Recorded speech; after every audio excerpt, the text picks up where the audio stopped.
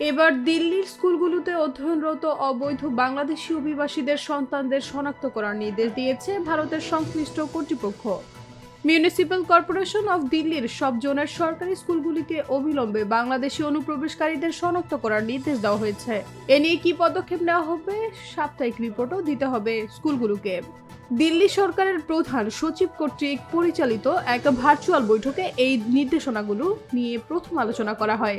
আলোচনার ভিত্তিতে municipal corporation of Delhi সংশ্লিষ্ট দপ্তর প্রধান ও জোনাল কর্তৃপক্ষকে অবৈধ বাংলাদেশি অভিবাসী শিশুদের শনাক্ত করতে ও প্রতিরোধমূলক ব্যবস্থা নিতে অনুরোধ জানিয়েছে।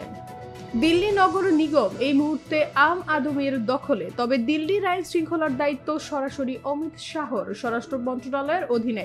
জানা গেছে, স্বরাষ্ট্র মন্ত্রণালয়ের নির্দেশে দিল্লি পুর নিগমের তরফ থেকে স্কুলগুলোকে অবিলম্বে বাংলাদেশি অনুপ্রবেশকারীদের শনাক্ত করতে হবে বলে জানিয়ে দেওয়া হয়েছে।